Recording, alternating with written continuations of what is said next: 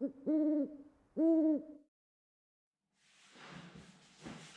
everyone, my name's Richard. This is Peck, Waifs and Strays Owl Trust. Thanks for joining us. This seems a little odd to me. I'm used to having people in front of me. At the moment I'm sitting looking at myself talking to a phone. I'd better explain what we're going to do this evening. Because we're in lockdown, we can't go out and fundraise. The Trust still has all the birds to feed. We still have rescue birds and things that need some help. So we're going to do some live streams weekly, every Thursday night, and hopefully you'll follow the link that's attached to this stream and you can donate and help us keep the Trust going. We'll try and teach you a bit about owls. If you're homeschooling the kids, then hopefully you can get them involved.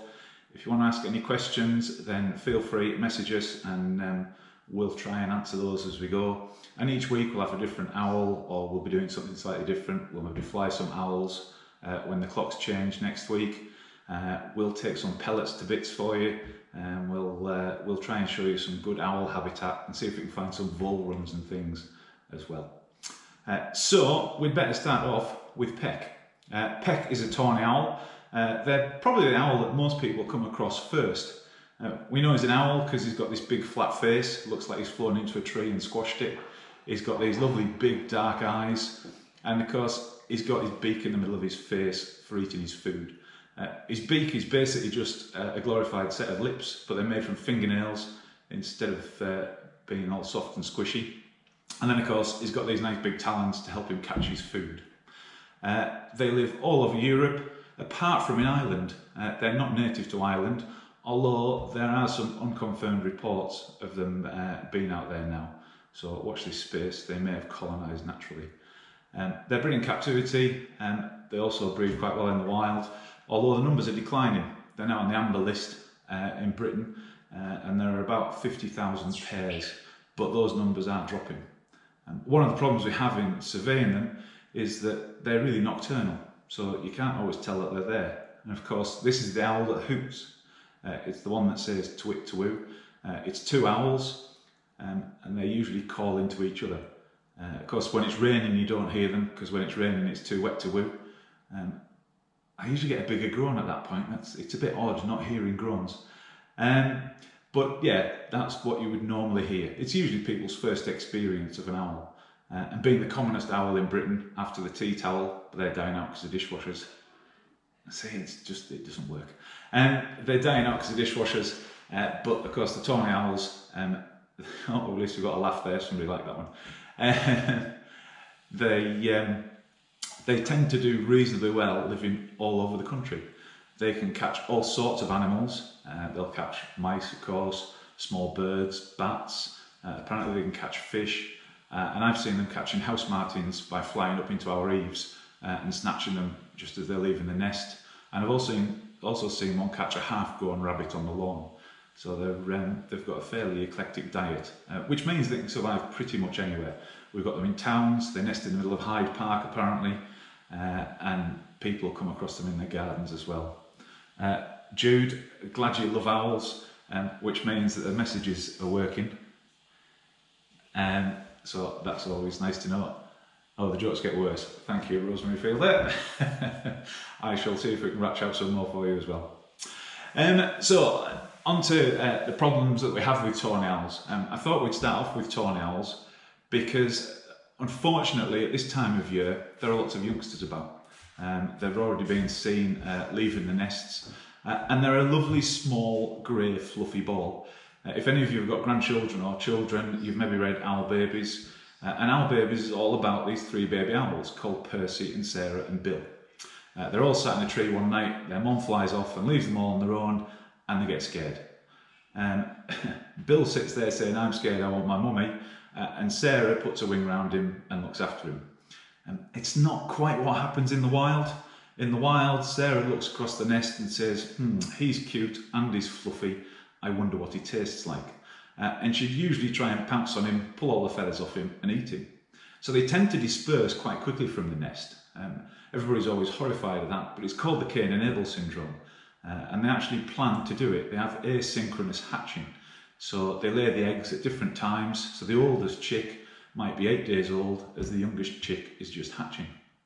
That means that there's always food, and if there's a shortage, then yeah, the oldest one can quite happily eat the youngest one. Don't panic about them, and kids, while we're in lockdown, if you're feeling a bit of pressure and your little brother or sister's being annoying, don't fight with them because you get into trouble. What you need to do is eat them. If you eat them, it just means you get more sweets. That's why the owls do it, just so they get more food. And it's a great way of helping them. But of course, they leave the nests to get away from their brothers and sisters and to start following their parents and learning how to hunt. And that's when people come across them. Often they're on the ground, they're this lovely fluffy ball, people feel sorry for them, they pick them up, take them home and try and look after them. And unfortunately, people give them the wrong type of food. We've had them handed in to us that have been fed on beef. And I don't know about where you live, in Cumbria, tawny owls do not fly around and catch cows. They're a bit big. The Trust had one handed in years ago that had been fed on Weetabix. And I still have the challenge out. If anybody can catch me a live Weetabix, not one of these horrible dried ones, it's got to be running around and alive, I will give you £1,000 of my own money quite happily. We still haven't had any handed in yet though. So, we'll... I've just read a message there. Somebody saying, good on you, gaffer.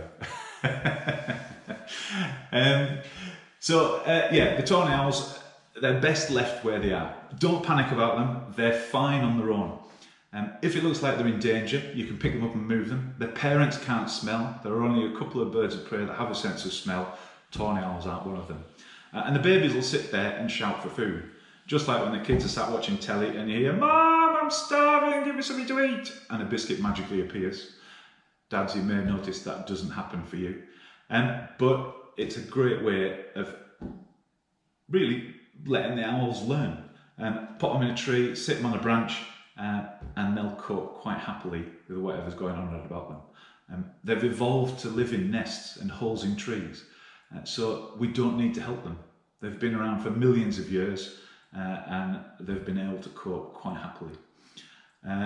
When we do get them handed in, it means that we then have to spend a lot of time trying to get them back into the wild.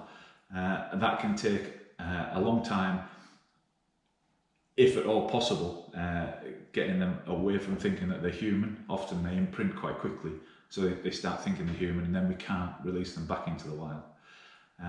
One way of doing it, which was pioneered by Robert Fuller, one of our patrons, is he actually fosters them. We can put them into nest boxes with other owls, other tawny owls, and as long as there's enough food, then the parents will keep on feeding them. I'm always amazed that the parents don't fly back to the edge of the nest and go, "Hold on a minute, 1, 2, 3, 4, 5," but they keep on feeding them as long as there's that food there. So it is possible to do it, but we need, if that's happening, they have to come to us straight away. We'd much rather that they go back to where you found them and leave them there. They'll shout at the parents, just like all babies. They'll shout quite happily, and their parents will bring them some food. Usually mice, and they're swallowing mice at, well, 2, 3 weeks old, and they swallow them whole. They don't need much help at all.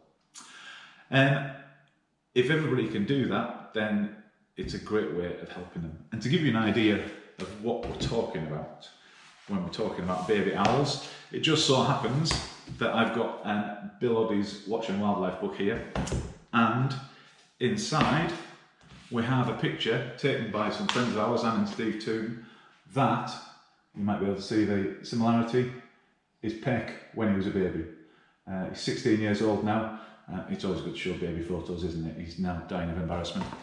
But yeah, it's great to actually leave them in the wild. So that's one of the ways that you can help owls. It would be great if you can donate. We're going to make sure this video is on YouTube so that people can watch it anytime they want. And we'll try and do this every Thursday night and put it in your diaries so you can come along and join us. You can watch. We'll probably get the barn owl out next week once the clocks have changed.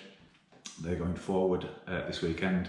So we'll have a little bit more light and we'll get Tassel out and we'll have a go at flying her, which is guaranteed to be entertaining because being on lockdown, she hasn't done any displays for a while. so we may just end up with an errant barn owl sitting in a tree, which is always entertaining. How many owls do we have? At the moment, Pamela, we've got 57 owls here, and those are the Trust's and our own owls. But the Trust actually has just over 100 owls. We've got them with various members and zoos and satellite centres, so we're working with them and we're trying to move owls around so that we can breed them and have a Noah's Ark for owls. And that's from Pamela Agar and Alex and Sophie. So yeah, there are an awful lot of different owls. We've got loads to be going on with. It depends how long lockdown is, but I'm pretty sure that we can bore you to tears by the end of lockdown. There's all sorts of amazing adaptations that they have, from the huge ear that you can see on the side of Peck's head there. That's all ear, just made from really stiff feathers. I will actually show you his ears, or show you one of the owl's ears a bit later on. We just had a message from Kildonnan. Amazingly, Kildonnan is just on the south of Arran, and there was a short-eared owl. It hatched on Arran earlier this year, had a little bit of a flit around, went across to Ireland, and then disappeared off down to Morocco. I haven't heard where it is now, but that's quite some flight. Sue Hill, yes, there are still owls at Rodbaston. Unfortunately, Rodbaston's closed at the moment. They were hoping to open for Easter, but because of the restrictions, they've got the keepers there looking after the birds. But yeah, we're not able to go and visit the owls at Rodbaston at the moment. Hiya, Catherine Hatfield. You've joined us from New Zealand. Well done. It's nice to have you along. We were just talking about Peck, our tawny owl, which you don't have in New Zealand, but you've got boobook owls and a few other species. So we'll try and include you in one of the other podcasts that we do, and we'll try and give you some information about your native owls as well, especially when I've looked up all the different types that there are there. So I'm not going to keep you all too long. I'm conscious that some of you might want to go out and give the NHS a round of applause at 8 o'clock. It would be great if you could follow the link and donate to give us some help and to make sure that owls are fed, and any rescued owls that come in get the help that they need. So yeah, this will be on YouTube as well. Don't forget the clocks change at the weekend, so we'll be 7:30 British summer time next weekend. And thank you very much for your time. Take care, and we'll hope to see you next week. Thank you.